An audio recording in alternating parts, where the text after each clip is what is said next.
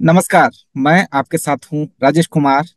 और इस वक्त हमारे साथ पवन राज मल्होत्रा जी हैं। उनको बेस्ट सपोर्टिंग एक्टर का नेशनल अवार्ड मिला है और दूसरी बार उनको नेशनल अवार्ड मिला है। सबसे पहले तो अवार्ड मिलने की बहुत बधाई सर। बहुत बहुत धन्यवाद। और सबको नमस्कार, सत श्री अकाल, राम राम, जय हिंद।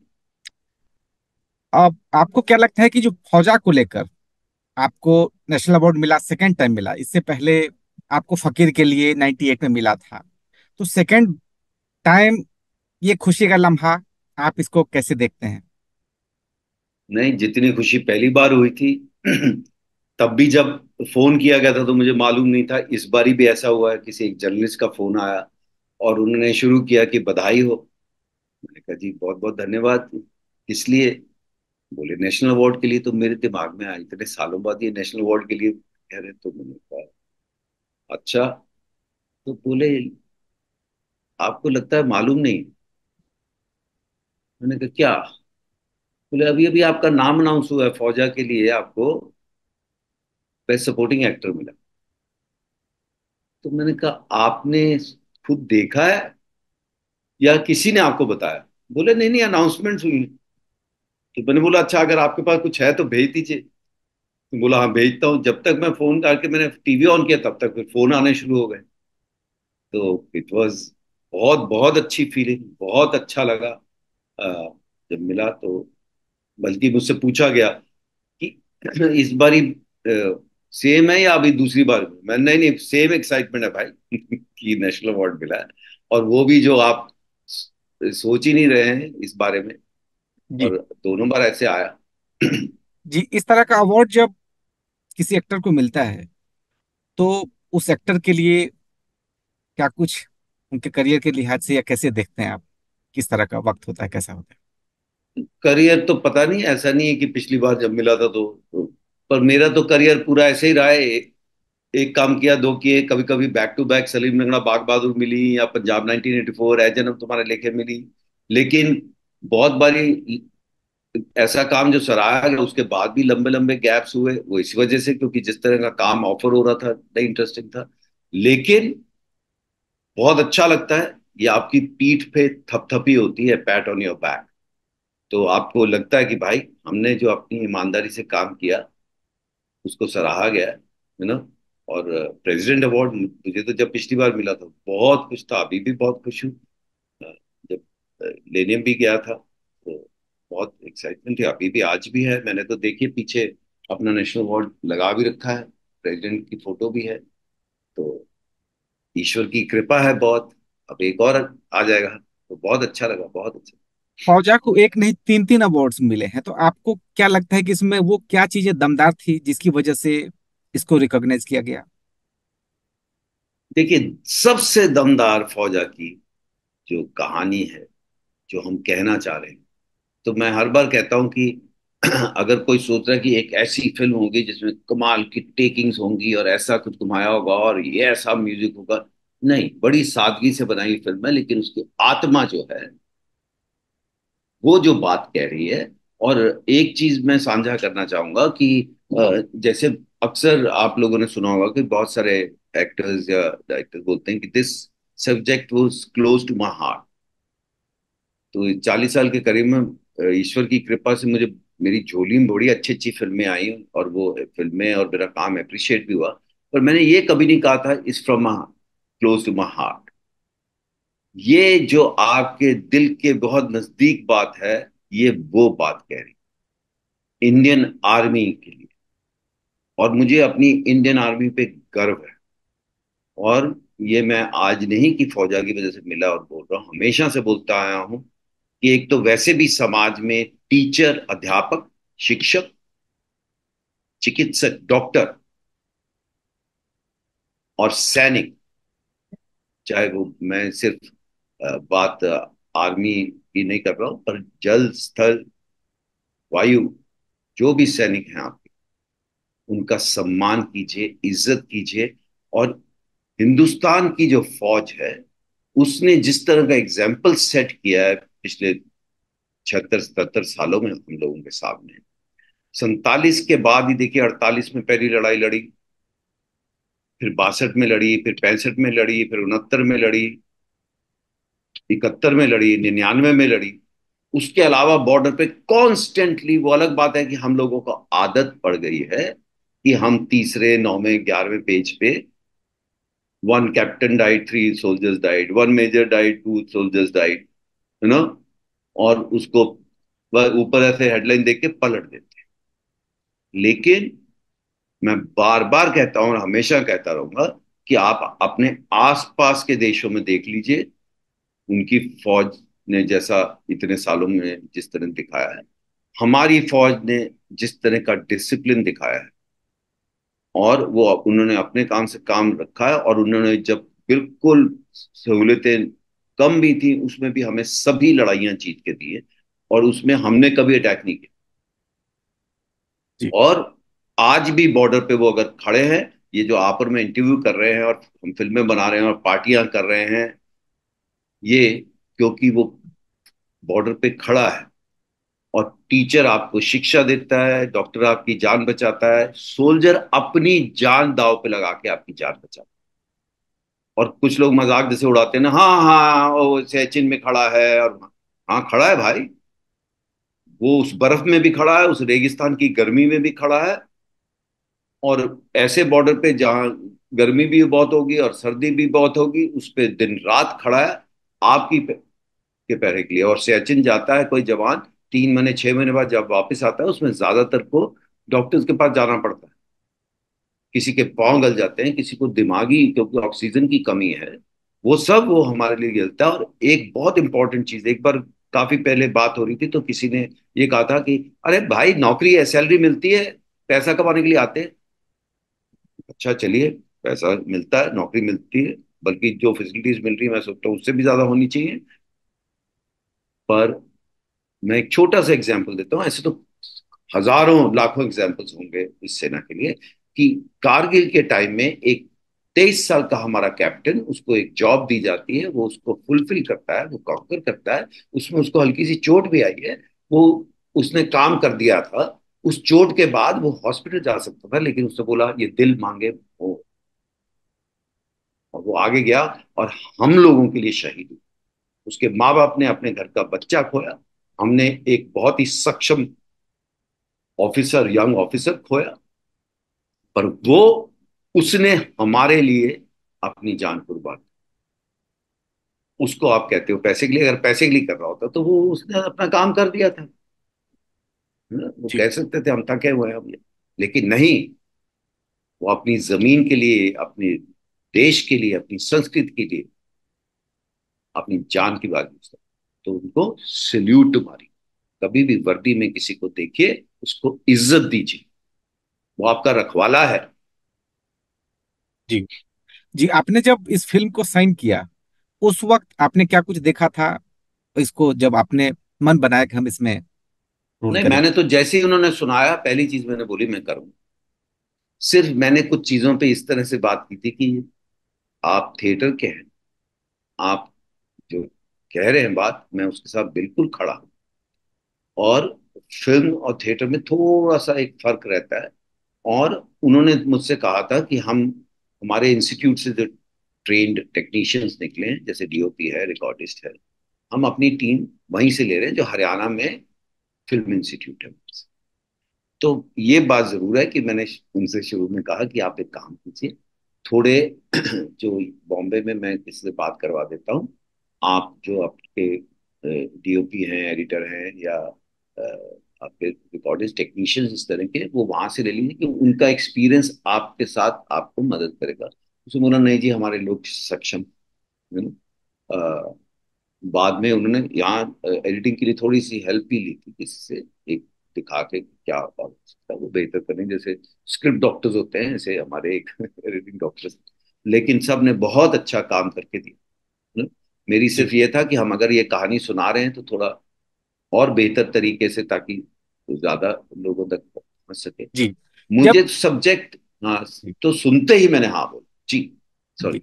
जब इस तरह का अवार्ड मिलता है रीजनल फिल्मों को, तो आपको लगता है कि उसके बाद इस तरह के जो फिल्में हैं उनके बनाने वालों को बढ़ावा मिलेगा, इनकरेज होंगे लोग? जी देखिए, रीजनल फिल्मों को तो बहुत सारे अवार्ड हमेशा नेशनल अवार्ड, बहुत इनफैक्ट रीजनल फिल्मों का हमें तो सिर्फ हिंदी पता चलता है कि मोस्ट पॉपुलर फिल्म या कुछ एक्ट, नहीं तो रीजनल फिल्में हमेशा असम से लेकर और केरला तमिलनाडु तक हमेशा अवार्ड्स लेते रहे हैं, और बहुत अच्छी अच्छी कहानियां कही हैं, बहुत अच्छे एक्टर्स रहे हैं। वो तो हमेशा रहा ही है। और जी ऑफ कोर्स फायदा तो होगा, क्योंकि एक फिल्म नोटिस होती है, यू नो, फिर आपके लिए आसान हो जाता है उसको ओटीटी पे या दूरदर्शन पे दिखाना, तो you can reach more audience. जैसे फौजा के लिए भी अब, क्योंकि जब रिलीज हुई थी फिल्म, तो जो भी वजह रही होगी उस वक्त रिलीज करते वक्त डेट का ध्यान नहीं रहा, या उस वक्त कभी ये भी देखना होता है कि सामने क्या फिल्में आ रही हैं। उस वक्त स्कूल्स और कॉलेजेस के एग्जाम चल रहे थे, और मुझे और बाकी पूरी टीम को, हम शुरू से चाहते थे कि हमारी ये फिल्म स्कूल्स और कॉलेजेस के सभी देख, बच्चे से लेकर बूढ़ा तक देखना चाहिए, पर स्कूल कॉलेजेस के बच्चों को ये जरूर देखना चाहिए। और उस वक्त कुछ स्कूल ने इंटरेस्ट भी दिखाया था, पर उनकी प्रॉब्लम ये थी कि एग्जाम्स के टाइम में हम बच्चों को ऐसे नहीं दिखा सकते, कुछ एक आध शो हुआ भी ऐसा। अब मैं चाह रहा हूँ प्रोड्यूसर कर पाएंगे कि नहीं, इसको आप एक हफ्ते के लिए री रिलीज कीजिए, बड़े पैमाने पर ना सही, एक दो थिएटर्स पे, और कुछ और नहीं तो हरियाणा के बड़े शहरों में थोड़े दिन लगाइए, स्कूल्स आए, पहले से बुक पहले से बुक करके रखें, ताकि फिर से प्रोड्यूसर को ये ना हो कि मैं फिर पब्लिसिटी करूंगा या करूंगा, मेरा पैसा वेस्ट ना हो जाए।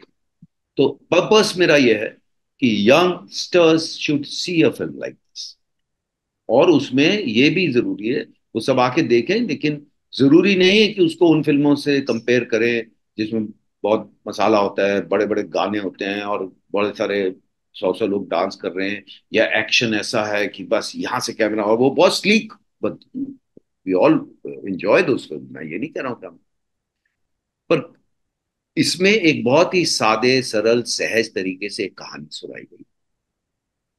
जी और फिर क्या होता है, इस तरह की फिल्मों को जब होता है तो उस रीजन में, जैसे हरियाणवी फिल्में बहुत ज्यादा नहीं बनती, बीच में एक बार कुछ चली थी फिर गायब हो गए, हरियाणवी ऑडियंस भी थिएटर में लाने मुश्किल है। तो जब इस तरह का होता है, देखिए, बड़ा एक स्ट्रेंज सा एग्जाम्पल देता हूँ। क्रिकेट हमारे देश में खेला जा रहा था बहुत सालों से, सदियों से, लेकिन 83 वर्ल्ड कप के बाद क्रिकेट की शक्ल बदल गई, क्योंकि अपने आप में विश्वास आता है। बहुत जरूरी है कि हम अपने काम और अपनी चीजों में विश्वास आए, और फिर देखने वाले जो है उनको भी विश्वास आए, और तो और कहीं ना कहीं से शुरुआत धीरे धीरे धीरे होती है। पंजाब इंडस्ट्री जो है वो पहले होती थी, फिर बीच में पंजाब में फिल्में बहुत टाइम तक बनी ही नहीं थी, और फिर 2002 एक के आसपास फिर वापस थोड़ा बहुत शुरू हुआ, पर एक आध फिल्म चली, फिर ऐसा नहीं था कि बहुत बन रही थी, धीरे धीरे बनती रही, फिर 2011-12 के आसपास फिल्में कुछ बनी, और उसी दौर में मुझे भी मेरी पहली पंजाबी फिल्म मिली, पंजाब 1984, और उसके शूटिंग के ठीक 15 दिन बाद मैंने दूसरी फिल्म की है जन्म तुम्हारे लेके। दोनों फिल्में बहुत अच्छे से रिसीव की गई। पंजाब 1984 तो 7 हफ्ते थिएटर में चली। पंजाब में भी हिंदी फिल्में देखते हैं, हरियाणवी भी देखें, लेकिन आप अपनी भाषा की फिल्में देखिए, बच्चों को भी आपके भाषा आपकी संस्कृति के बारे में पता चलेगा। और ये तो हम जो बात कर रहे हैं, ये तो हम पूरे देश के लिए कर रहे हैं, ये नेशन वाइड बात जो हम कह रहे हैं, है ना। हमने बल्कि एक सीख को हरियाणा में दिखाया। हमारे सीख है, सीख तो पूरी दुनिया में है, हमारे देश में तो हर जगह है। जैसे मैं बहुत पहले भी कहता था यार सीख ही रहो, क्यों नहीं हो सकती, नो, जरूरी है ऐसे ही लुक में हो। और मुझे ये भी बहुत खुशी है कि मुझे जो नेशनल अवार्ड मिला है और डायरेक्टर को मिला है और हमारे लिरिसिस्ट को मिला है, वो इस तरह के सब्जेक्ट के साथ मिला, और लोगों का ध्यान इधर जाएगा। और मैं हमेशा देखिए, मुझे पहली बार जब नेशनल अवार्ड मिला था, मैं पूरा दिन रिहर्सल के बाद सोचता रहा कि प्रेसिडेंट को जाके एड्रेस कैसे, विश कैसे करूं, हेलो, नमस्कार, प्रणाम, बहुत कुछ सोचा था। और जब चढ़ रहा था तब भी तय नहीं कर पाया था क्या बोलूंगा, और फिर जैसे जैसे नजदीक पहुंचा, पीछे ऑलिव यूनिफॉर्म में, आर्मी की यूनिफॉर्म में एक खड़े थे प्रेसिडेंट के पीछे, मेरे मुंह से अपने आप निकला जय हिंद। और मुझे लगा ये बिल्कुल बुलसआई था, एप्ट था। उसके बाद मैंने जय हिंद, हम पहले भी बोलते पकड़ लिया, अब मैं बच्चों को जय हिंद जरूर कहलवाता हूँ।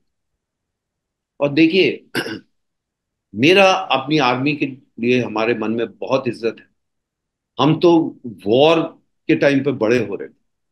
62 की बताई गई, 65 धुंधली धुंधली कुछ यादें हैं 65 की जंग की। हम दिल्ली में, मैं तो पला बड़ा। 71 तो मैं स्कूल में 8वीं क्लास में था। और मैं बस स्टॉप पे वो किराए पे लेके बूट पॉलिश करता था स्कूल में, हम आदमी के लिए जो भी पैसे इकट्ठे कर। और एक दोस्त क्लास में था, उसकी बेकरी थी, तो बिस्किट बेच के फिर हमें स्टेज पे भी बुलाया गया था 4 5 लोगों कि हमने 8वीं में रहकर भी सबसे ज्यादा पैसे। तो वो एक फीलिंग थी, और वो ये फीलिंग थी मैंने अपनी फौज के लिए कुछ किया, देश के लिए कुछ किया। स्कूल वाले हमें लेके जाते थे स्टेशन पे, न्यू दिल्ली स्टेशन। वहां से जो ट्रेन जाती थी फौजियों की, हम उनको ऐसे उसमें कप्स में चाय और बिस्किट, ग्लूकोज के बिस्किट देते। और मैं छोटा था, मुझे लगता था कि मैं अपने देश के लिए कुछ कंट्रीब्यूट कर। और देखिए, एक और चीज मैं साझी करना चाहूंगा जो कि और बहुत लोगों से अभी की है। मैंने सालों साल से घड़ी नहीं पहनी। पहले पहनता था, फिर बीच में छोड़ दी। अभी कुछ महीने पहले मैं दिल्ली गया, और मैं बहुत टाइम से सोच रहा था और मौका नहीं लगता था। इस बार मैं वॉर मेमोरियल गया, जो इंडिया गेट के पास है। वहां पर सुभाष चंद्र बोस की मूर्ति लगी है जहाँ पे। और वहां वहां से अगर वॉर मेमोरियल से देखोगे तो सुभाष चंद्र बोस जी की मूर्ति दिखती। और बाकी जितने भी हमारे देश में शहीद हुए हैं, अफसोस की बात है कि बहुत लंबी लिस्ट है। और भी चीज आगे बहुत सारा कुछ खाली भी छुड़ा, तो वो भी। फिर मैं वहां गया, उनका एक शॉप है सुवेनियर्स। तो उसमें कुछ आर्मी के की रिंग्स बने हुए, देश का झंडा, और कुछ किताबें थी जो मैंने छोटी हिंदी की ली, बैटल की। और कुछ ऐसी छोटी छोटी चीजें। और फिर नजर पड़ी, मेरे साथ जो लोग थे उन्होंने बोला, अरे ये घड़ी भी है। तो देखी, तो देखिए, वो घड़ी जब मैंने उठाई और देखी, तो कीमत जो रुपए उसके लिए मैंने दिए ना, वो सिर्फ 1100 रुपए दी। कोई एक्टर आप देख लीजिए कि ये तो शो की भी चीज होती है ना, आज की डेट में तो और ज्यादा सब कुछ होता है। और मैं तो पहन ही नहीं रहा था। पर ये जो घड़ी है वो अमूल्य है। इसकी कोई कीमत नहीं है। जैसे हमारी फिल्म में भी है ना कि सबसे महंगा अगर कोई कपड़ा है, तो वो हमारे जवान की यूनिफॉर्म। ऐसे ही अमूल्य है, क्योंकि इस घड़ी के डायल के ऊपर लोंगोवाल, जो 71 की बैटल जो हमने बॉर्डर फिल्म देखी, वो बना हुआ टैंक के ऊपर हमारे जवान। तो ये मैं बहुत शान से, बहुत गर्व से पहन के घूमता हूँ। और चाहता हूँ ज्यादा से ज्यादा लोग, कभी भी दिल्ली जाने का मौका हो, आप खुद अपने परिवार को, अपने दोस्तों को, अपने बच्चों को वॉर मेमोरियल जरूर लेके जाइए। और उन सब जवानों को सल्यूट मारिए जो हमारे जीवन की रक्षा के लिए उन्होंने अपना जीवन, जी। और उनके आप। परिवारों ने उसमें। जी। जी। आपको टीवी एक्टर के तौर पर शुरुआत में पहचान मिली, फिर बॉलीवुड, उसके बाद रीजनल फिल्म में। तो आप क्या देखते हैं, क्या कुछ डिफरेंसेस और वो चीजें, चैलेंजेस लाइफ में आती गई? थोड़ा साझा करिए। Challenges in what sense you ask? मतलब किस किस तरह के फॉर्मेट, अलग अलग विधाओं में, फॉर्मेट्स में अपने अपने कामयाबी का लोहा मनवाया? नहीं, क्या कुछ चैलेंज रहे उसमें? देखिए, फॉर्मेट का सिर्फ मैं इतना कहता हूं कि जब आप थिएटर से कैमरे के सामने आते हैं ना, वो थोड़ा सा कुछ हल फर्क है। थिएटर आपको बहुत कुछ सिखाता है। थिएटर आपको समझाता है कि कैसे आपको स्क्रिप्ट और किरदार को सब, और सब कुछ स्क्रिप्ट के अंदर ही है। लेकिन कुछ चीजें थिएटर में, जैसे कि बिल्कुल एक एक शब्द एकदम साफ साफ बोलना है भी ऐसे आएगा। लेकिन आप और मैं जब बात करते हैं तो एक एक शब्द बिल्कुल साफ साफ बोलना है। सब सुनाई दिया, पर है जो है नीचे एक ऐसे पूछ सी बनती है रियल लाइफ, है ना। तो वो अगर आपको कैमरा जो है आपको क्लोज से पकड़, तो आपकी स्पीच, आपके एक्सप्रेशंस, वो सब रियलिस्टिक हो।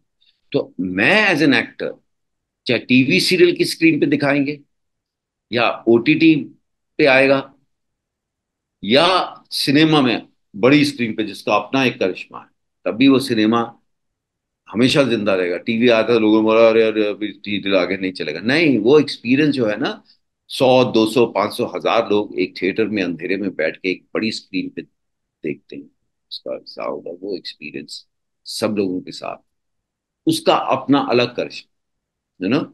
सो पर एज एन एक्टर जो आपने पूछा, नहीं, हम तो कैमरे के लेंस के लिए परफॉर्म, यू नो, वो एक क्राफ्ट होता है जो, उसमें भी एक है कि क्राफ्ट है लेकिन क्राफ्ट दिखना नहीं चाहिए, सब कुछ सहजता और सरलता से उसके सांचे में ढल जाना चाहिए, है ना। तो मैं ये थोड़ी सोच रहा हूँ अरे ये टीवी पर दिखाएंगे या ओटीटी होगा तो इसके लिए एक्टिंग अलग है और सिनेमा के कैमरे के लिए अलग है, वो तो वही है। बजट्स का फर्क हो सकता है, टाइम का फर्क हो सकता है कि इतने टाइम में हमें, भाई वो तो हमारी जो फिल्में हमने बहुत सारी की उसके बजट्स इतने कंस्ट्रेंट रहते थे कि आपके पास उसमें टाइम वो रहा है, तो वो अलग बात, कि आप अपनी पूरी तैयारी करके इतने टाइम में हमें ये फिल्म खत्म करनी है, उसमें उसमें आप ऑर्गेनाइज भी ज्यादा हो, नहीं होंगे तो वो नहीं चलेगा, आपने ऑलरेडी अपनी सब पूरा लाइनअप किया है। जो कि अब अगर आप देखेंगे तो so called big budget film star उसमें भी शुरू हो गया। शुरू में तो बाउंड स्क्रिप्ट मिलती नहीं थी, हम बहुत लकी थे कि हम जब प्रोडक्शन कर रहे थे तो हमने लोगों को बाउंड स्क्रिप्ट दी, और जब हम मैंने एक्टिंग शुरू की, चाहे सलीम लड़ा हो, चाहे बाग बहादुर हो, चाहे रोड टू संगम हो, चाहे ब्लैक फ्राइडे हो, चाहे चिल्ड्रन ऑफ वॉर हो, चाहे ब्रदर्स इन ट्रबल हो, यू नो इस तरह की और बहुत सारी हमेशा बाउंड स्क्रिप्ट में, you know, तो वो बहुत जरूरी होता है कि पूरी टीम को मालूम है, तभी आप फिल्म का कलर, फिल्म की लुक, ये सब प्लान कर सकते हैं, जो अब शुरू हो गया। पहले तो एक्टर्स एक टाइम पे एक दिन में 4 फिल्मों की शूटिंग करते, और सबका एक अपना बॉडी लैंग्वेज, अपना स्टाइल, अपने जेस्चर्स, अपनी स्पीच का पैटर्न ना, हम सब देखते आए हैं। और जो एक्टर्स बल्कि रियलिस्टिक करना चाहते थे, उनको बोला जाता अरे यार ये तो मेथड एक्टिंग करते हैं, वो मेथड उनको पता भी नहीं, वो यूज करते हैं मेथड एक्टिंग क्या होता है, और अरे ये तो बड़ा रियल वाले करते हैं।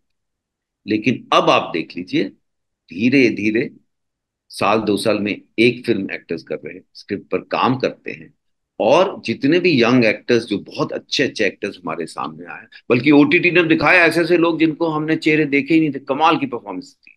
और फिल्मों में भी, और मैं नाम लूंगा लोगों में, कि एक्टर्स लाइक रणबीर कपूर, रणबीर सिंह, आयुष्मान खुराना, विक्की कौशल, ये किरदार निभा रहे हैं।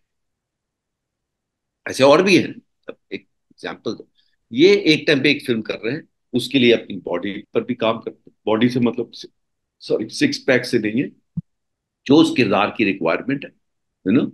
और उसके लिए आप देखिएगा उनका डायलेक्ट वगैरह सब पे काम करते हैं, और ये नहीं कि सतही, इसीलिए वो परफॉर्मेंस आपको छू रही।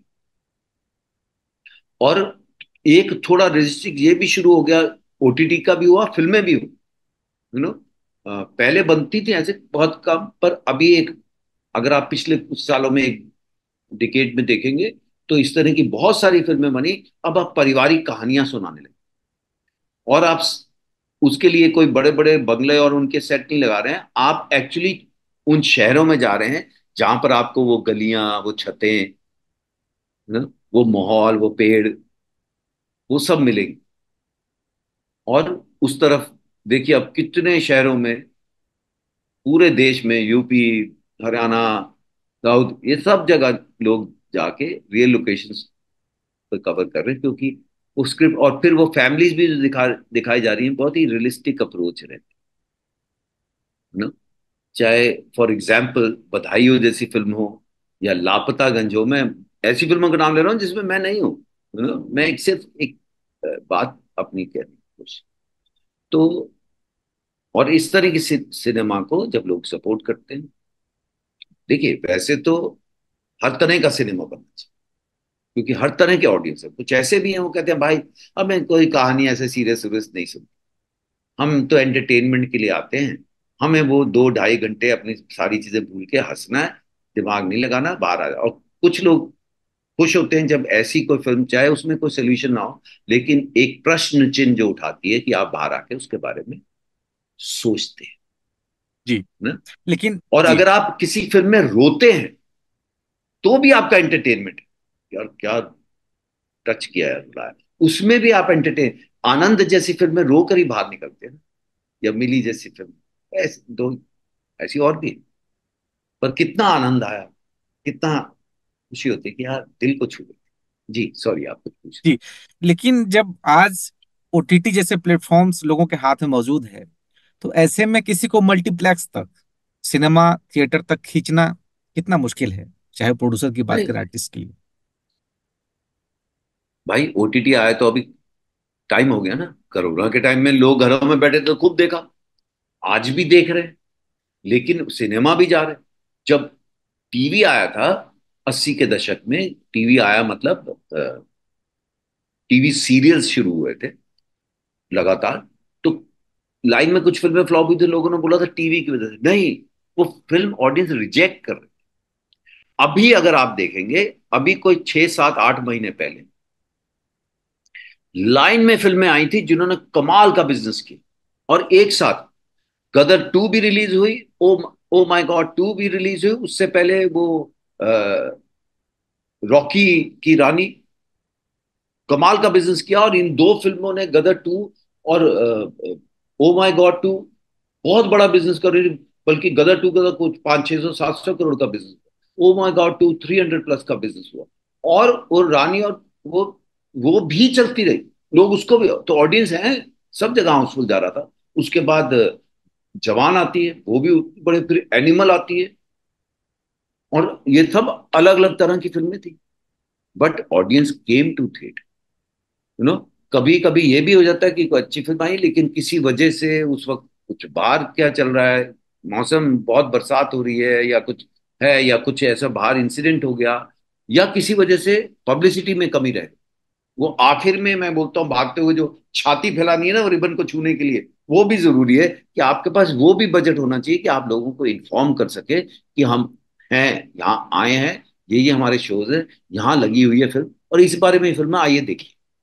तो बहुत सारे लोग फिल्म तो अच्छी बना लेते हैं, वो भी तंग बजट में बनाई है, अब उनके पास आखिर में पैसे नहीं बचे, रिलीज तक पहुंच गए, लेकिन अब उन्हें जो बाकी का आखिर का है ना, कि आखिर में जो धनिया डाल के सजानी है डिश, वो शायद कहीं पर रहता है। पर वो हर एक फिल्म का, मैं जैसे बोलता हूँ, हर एक फिल्म की अपनी एक डेस्टिनी होती है। जैसे बच्चा पैदा होता है ना, उसकी एक कुंडली है।